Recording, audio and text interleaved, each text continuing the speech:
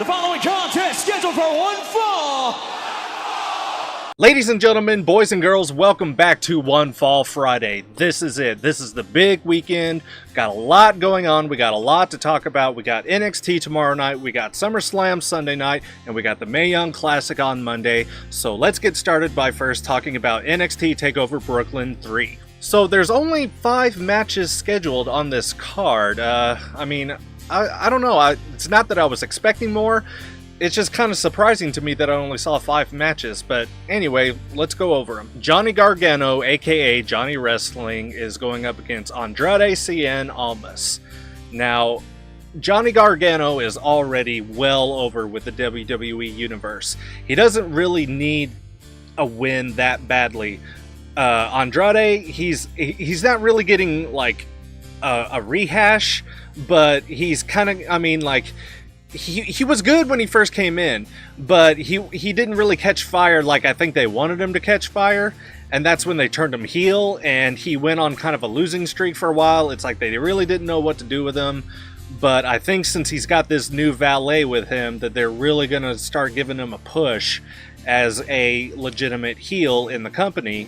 And a win against Johnny would really help with that push, and it would really legitimize him. So in this match, I'm going to have Andrade coming out on top. I really like Andrade too. He's really good in the ring. He's got that arrogant cockiness that you can either really, really hate or that you could really, really like. It would work either way if he goes face or heel. I love Johnny Wrestling too. He's really, really great. Every time he has a match, he keeps you on the edge of your seat. But for this particular match, I'm going to say Andrade is going to take the win. Okay, Aleister Black versus Hideo Itami. Hideo Itami, again, he's been on a losing streak. He just got turned heel. And Aleister Black, other than No Way Jose, Cassius Ohno, one of those Ohno people. Cassius Ohno, that was his real first babyface opponent as a heel. But to me, this is really his first big match as a heel, especially going up against Aleister Black, who has been red hot ever since he came into the company. And when you look at this match logically, from size, stature, I know size doesn't, always mean everything, but in this case, Aleister Black does not look like the type of guy that would lose in a fight against Hideo Itami. Not discrediting Hideo at all. He is a hard hitter and he is great in the ring, but realistically, Aleister should win this match. But I don't know if that's what they're going to do. They might throw me a curveball and serve up Aleister's first loss and give Hideo a little bit of a shove, because he's, with so many injuries, he's not really got the momentum that he needs. He's a great performer and a great wrestler, but he was out of the picture so many times that people just kind of forgot about him. So they really need to figure out a way to reignite that fire, and a win against Aleister would do that. So if I was gonna pick a winner, I'm gonna say Hideo Itami.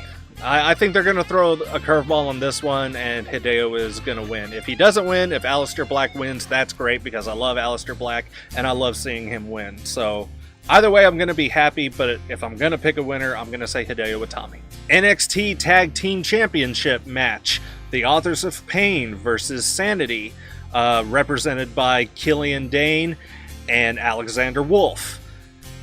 This makes sense because there isn't really a big tag team in NXT right now that could take these guys on that they haven't already beaten. They beat TM61, which, by the way, where the hell is TM61? Did they get released and I just didn't know it? Or is one of them injured and so they're both, sitting, or if one's out, then the other is just going to go ahead and sit out? I don't know. They just kind of disappeared after the last tour right before NXT Takeover Orlando. I don't know. Anyway, they beat Heavy Machinery. They've beaten DIY when they were a thing. They beat the Revival when they were still in NXT. So there's really no teams left for them to face other than Sanity. Now, whether Sanity is going to take the titles or not, that's a completely different picture. it would make a lot of sense for Sanity to take the NXT tag team titles, because since they came up, yeah, they've dominated, yeah, they've won matches, but they've also lost matches. And they haven't really taken anything, because that was their big thing. We're going to take. The only thing they've really taken is some hard hits and some losses. So I would like to see them win the tag team titles, but Authors of Pain are doing so well, and they're really starting to finally find their groove. I mean, yeah, they had the look, they had the size, and they had some moves in the ring, but they really started to meld more of a team as of right now than they have in any other time. And I don't know if they're ready to be done with that or not. I mean, of course, they could keep having a back and forth between the two teams, pass the titles back and forth, have them face each other for the next 3 or 4 months, and it would be fine, and it would make sense. But in this particular event, what do I think? I'm going to go ahead and say that the Authors of Pain will win this time, but I think there will be a return match later, and then Sanity will take the titles later on down the road. Alright, NXT Women's Championship match, Asuka versus Ember Moon. This one's going to be short and sweet for me because I've been saying it for months now. I think Ember Moon is going to win the title. I think she's going to end Asuka's undefeated streak. But maybe she won't, who knows? But, you know, anything can happen. I'm fully aware of that. But if somebody was going to beat Asuka's undefeated streak, I think Ember would be the one to do it. She's the best woman they have in the division other than Asuka at the moment. She's fully polished, she's got the ability, she's got the look, she's got the mic skills, she is fully capable of carrying the women's division, and I know they're just itching to bring Asuka over to the main roster. It's only a matter of time before it happens, and yes, they could pull a Paige and just go ahead and pull her over to the roster without losing the title, and she could vacate the title, and she could remain undefeated from NXT, and that would be great. If they're looking to replace, you know, Paige's mark in history of that, you know, to try to write off Paige, which is kind of sad when you think about it. I mean, I know she hasn't been the best company girl, and I know that she's made some mistakes, and she's, you know, she's riding the fence, and she took her boyfriend's side, and everyone didn't want her to take her boyfriend's side. So, I mean, I understand why they would do it. It was the same thing as soon as AJ Lee left, that Nikki Bella, you know, surpassed her as longest reigning champion. They want to write it off. They want people to forget about it.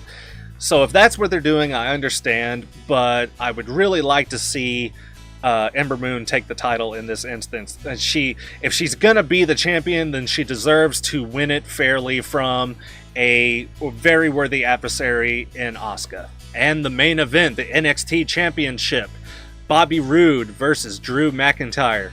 I cannot wait to see this match. This is the match of the night for me. Two of my very, very favorite wrestlers to date. I started watching Bobby Roode back when he was in TNA and he was doing Beer Money with James Storm. And then I got to see him, the turning his back, so to speak, on his tag team partner. And then he won, you see, he got into the title picture, the world title picture, but then once the match was going on, he won dirty. He did something, I can't exactly remember what, but he ended up winning the title in a not babyface way, and that was just an instant turn for him. And then he cut his hair and he started acting arrogant, and it was great. I mean, like, I didn't really care that much about Bobby Roode until he turned heel and started acting heel, and then he made me like him, and he's just been a really, really good heel to get behind the last few years. Drew McIntyre, I was a fan of his the very first time he showed up in WWE. I agreed with Vince McMahon. I thought he was the chosen one. He was going to go far. He was going to win titles. The only thing he really did was win the Intercontinental title and form a pathetic faction with Heath Slater and a now WWE champion. So maybe it really wasn't that much of a pathetic faction, you know, but I mean, Heath Slater, he hasn't really seen that much success out of it. He won the SmackDown tag team titles with Rhino, but, you know, Drew McIntyre, he went off to other companies and won world titles. Jinder Mahal is the WWE champion right now, but the thing is, it was Heath Slater's baby, so he hasn't really seen that much success out of it, but the other two members did, so that's kind of sad, but I'm getting off topic. Anyway, I think Bobby Roode might win this one. I really do. Not to discount Drew at all, but I don't think they're ready to take the title off of Bobby Roode yet, because he's such a good heel, and there's a lot of good baby faces yet for him to face before he moves up to the main roster. I don't know.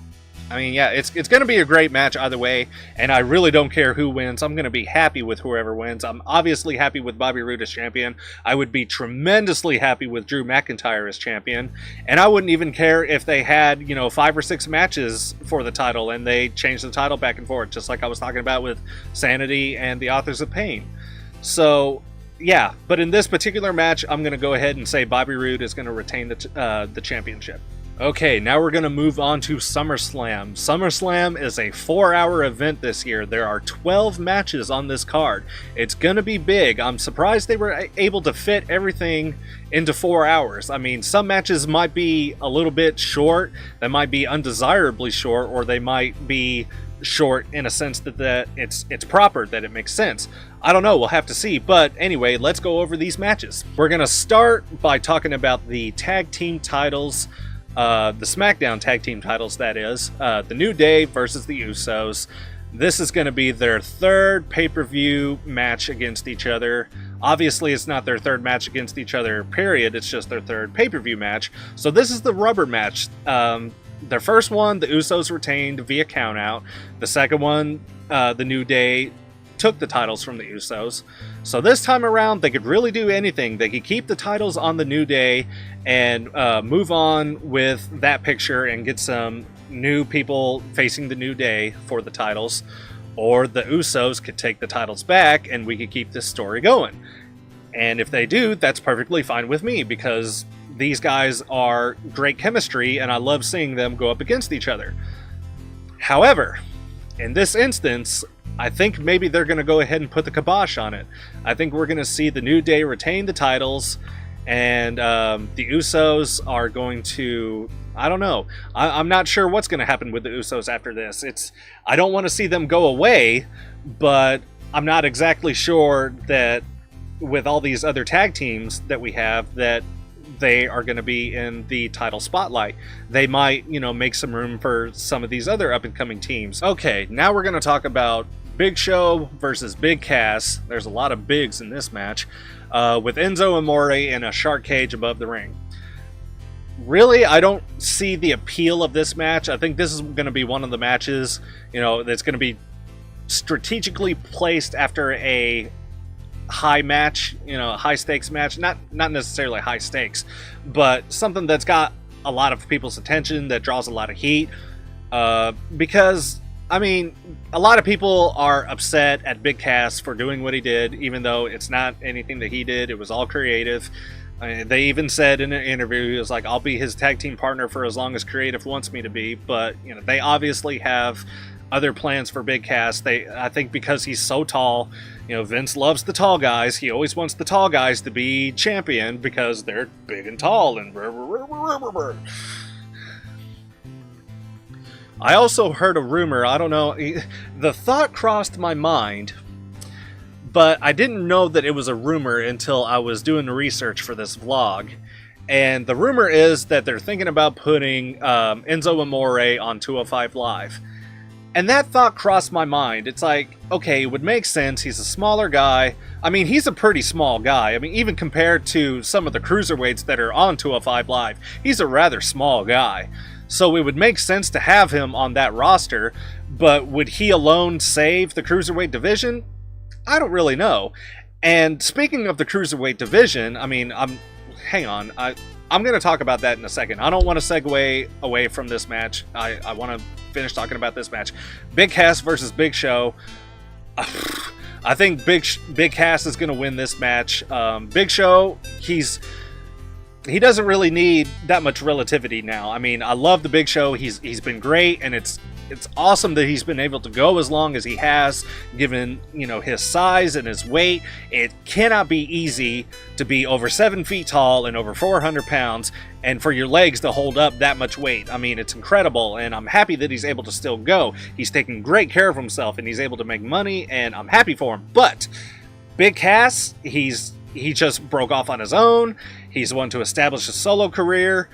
What better way for him to get established than to take down the largest person that they have other than him on the roster, which is the Big Show. So I'm going to go ahead and say the Big Cass wins this one. Enzo and Big Show, they might still hang out a little bit, but Big Cass is going to move on to bigger and better things afterwards. Well, since I started to segue about it, I'm going to go ahead and talk about this a little bit. A match that is happening and was going to happen at SummerSlam was Akira Tozawa versus Neville for the Cruiserweight title. You know, Akira got his rematch granted. They went ahead and had that rematch this past Monday on Raw, and Akira won the title.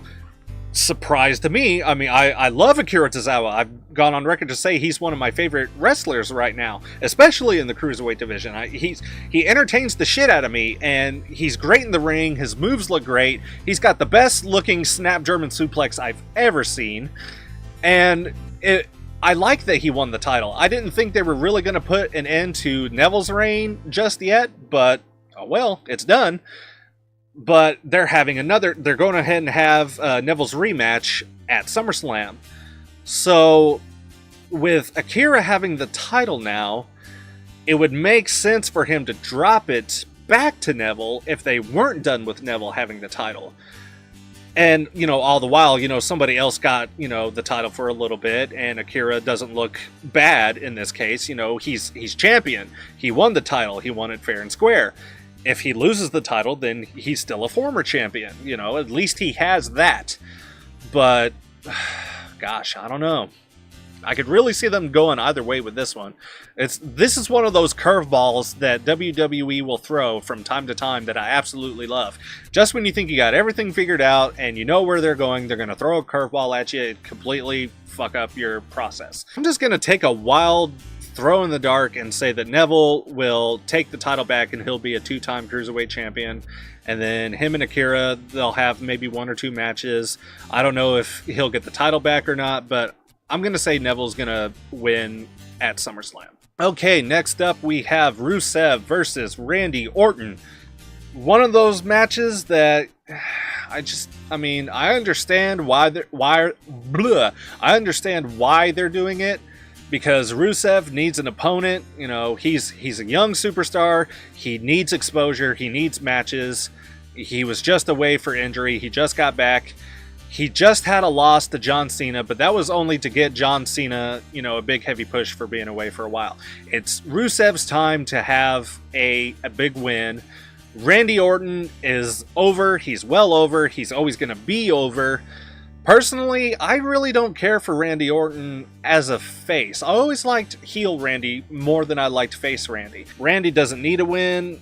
I don't know. I think Randy might be, you know, kind of starting to fade out a little bit, kind of fizzle out. They gave him one last WWE title. He's been around for a long time. I'm not saying he's not relevant anymore, because he certainly is, and I'm not saying he can't go anymore, because he certainly can. But there's so many new roster members that need the momentum, that need this exposure. They don't need people like him or John Cena constantly burying these new competitors the moment they get here, because that's what happens a lot of the time. I mean, whether it's intentional or not, you know, sometimes if they don't have enough heat going into a match and they lose, then it's gonna fizzle them out, and people are not going to care about that. It's like, yeah, in the business, a loss doesn't really matter that much, but in the public's eye, in the fan base, a loss means a lot, because if you lose, then that's it for them. They don't give two shits about you. So I'm going to go ahead and say Rusev is going to win this match. For the SmackDown Women's Championship, we have the champion Naomi going against Natalya. This is another one of those matches where I would like to see either competitor win. But only one person can win, and I think this time will be Natalya's time. I think it's finally Natty's time to have a women's championship, not a Divas championship, not the old school WWF women's championship.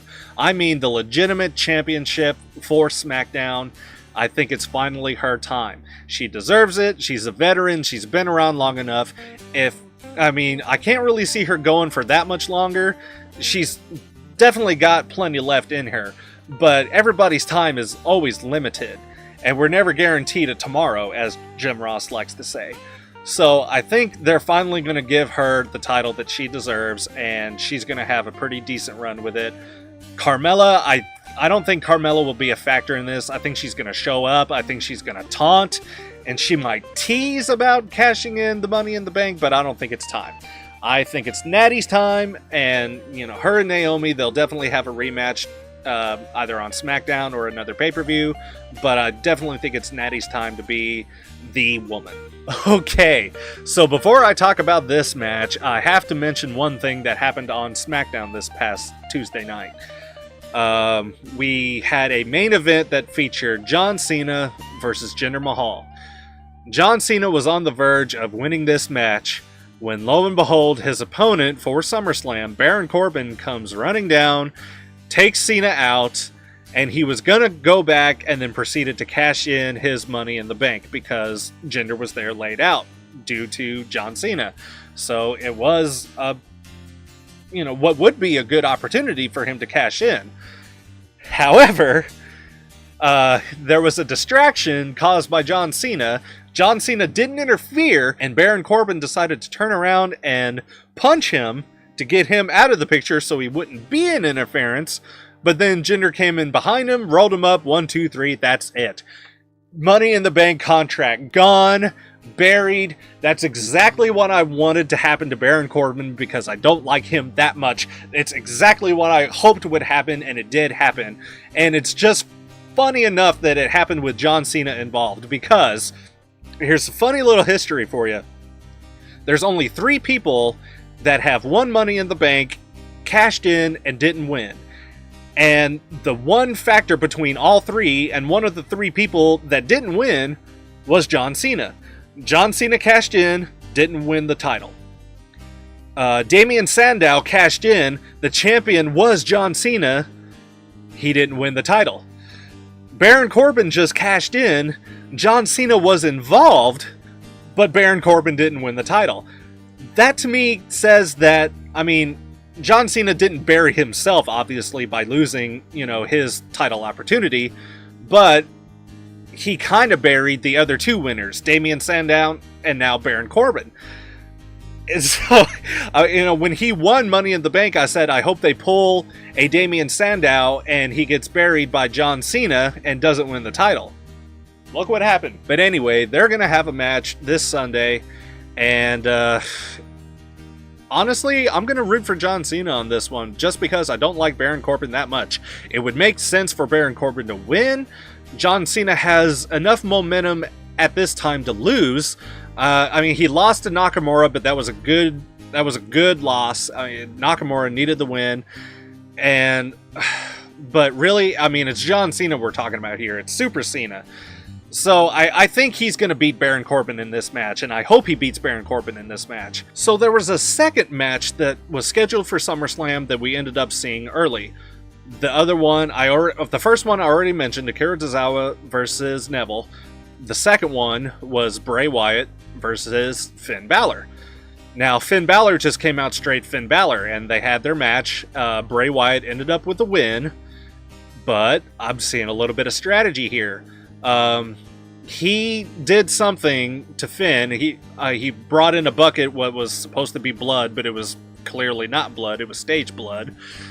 But later on, he had a talk with Kurt Angle in his office, and they're going to have a rematch, and he said, well, Finn Balor has his demons, well, he's going to see that I have mine too. So that right there tells me, that confirms, and everybody already could tell, once they heard that, the whole arena erupted because they knew what was coming. Demon Finn Balor is going to appear at SummerSlam. They've even put it on the card now. They even put his name, Demon Finn Balor, underneath his picture in his demon garb. But like I said, I already knew that was going to happen. They didn't really need to have this match in order to convince us that this needed to happen. They could have just brought it out. It already would have made sense. They could have just had a promo instead of a match, and he could have hinted at it, or even just came out on Raw in his demon garb, just to, take him by surprise, like he did with Seth Rollins. So, since Bray Wyatt already won on Monday. I'm going to say that Finn Balor is going to win this Sunday at SummerSlam. Like, that way, neither one of them looks good. Bray already has a win against Finn. Finn can have a win against Bray, and nobody looks bad, and everybody goes forward just as strong as they were. And for the Raw Tag Team titles, I called this one. This is exactly what I said would happen. Dean Ambrose and Seth Rollins, they finally bumped fists and made amends, and they got attacked by Sheamus and Cesaro. Well, they were working on, they're mending the friendship before they bumped fists, and then Cesaro and Sheamus came out and attacked them. And after they took care of them, that's whenever they bumped fists and got back together. And then Kurt Angle comes out and says, this Sunday at SummerSlam, Dean Ambrose and Seth Rollins are going to face Sheamus and Cesaro for the Raw Tag Team titles. If you didn't see that one coming, what are you, blind? Now, as far as the winner for this match, I definitely think that Dean and Seth could win the titles. I think they probably will win the titles. And that'll give them more matches with Sheamus and Cesaro, which will only make Sheamus and Cesaro look even better than they already are. They get better every single week that they come out. They're doing the fusion technique pose now, and that was just the icing on the cake.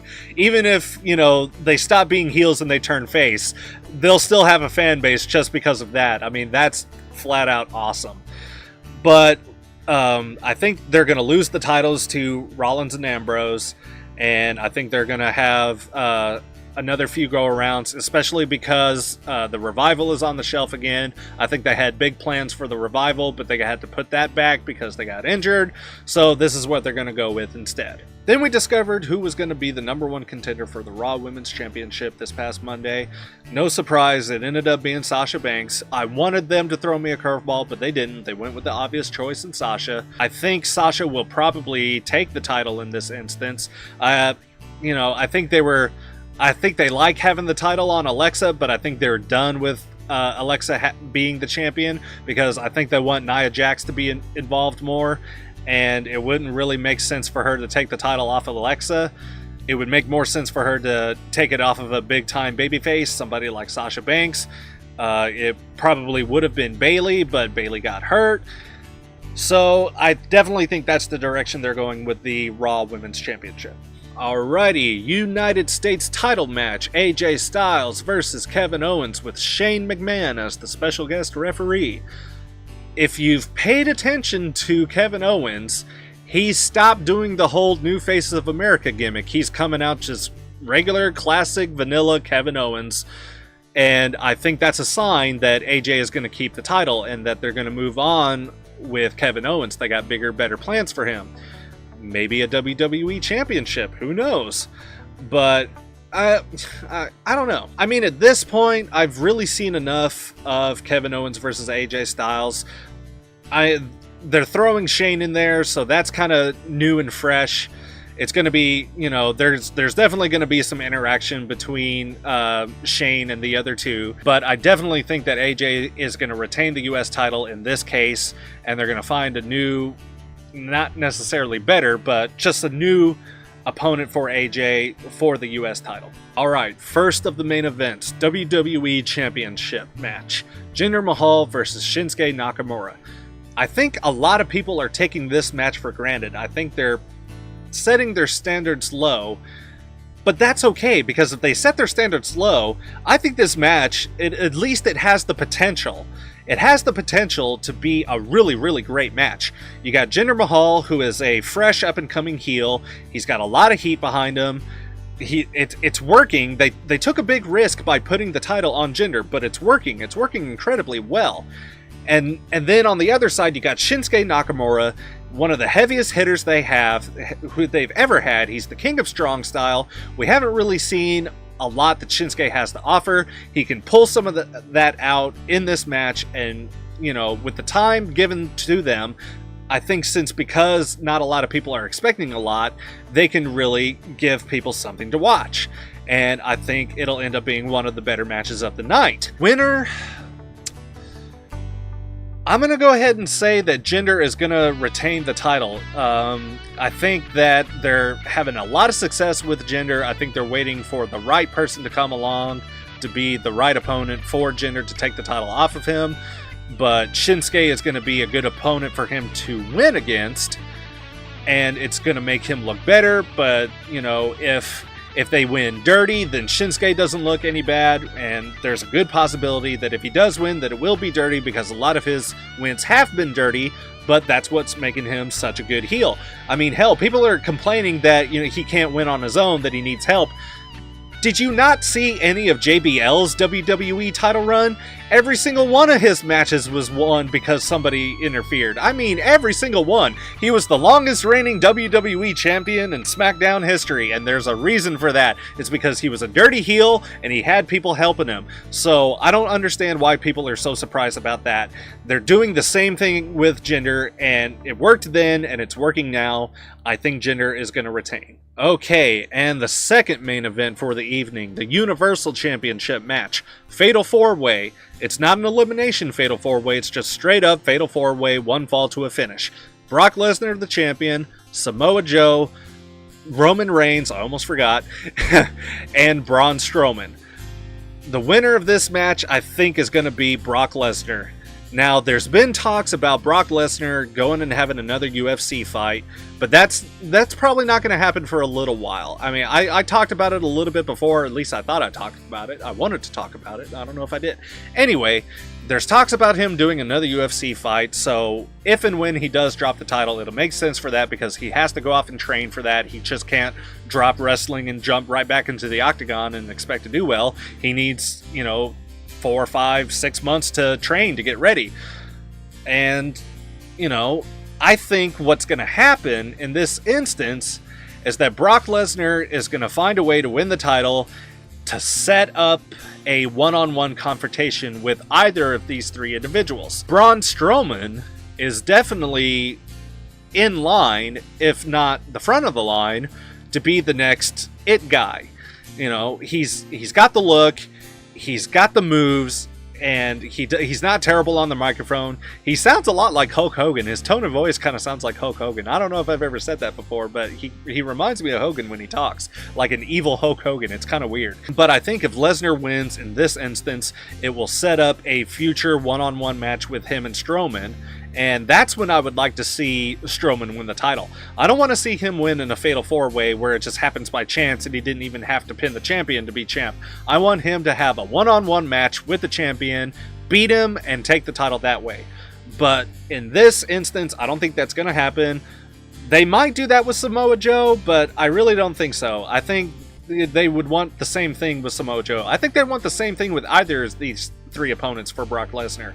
If they were going to put the title on any of them, they would want it to be in a one-on-one setting, so there's no ifs, ands, or buts about it. So I'm going to say that Lesnar is going to retain this time around. Alrighty, you guys, that's it for me. We talked a lot, we had a lot to talk about, but we got through it all, and now all we have to do is enjoy the weekend and see who comes out on top. I'll be talking about the Mae Young Classic next week. We're definitely going to go over the results next week on next week's vlog, but I might do an extra vlog on Saturday. I think that's what I'll do. I'll do an extra vlog on Saturday. Anything and everything Mae Young Classic related will be in that Saturday's vlog. So if that's what you want to hear, be sure to check that one out. And on the usual schedule for Friday, we will go over the results of Takeover and Summerslam. But until then, thank you guys very much for watching this episode. I'll be back later with another video. I hope to see you there. My name is Dave, and I am the One Man Rave. See ya!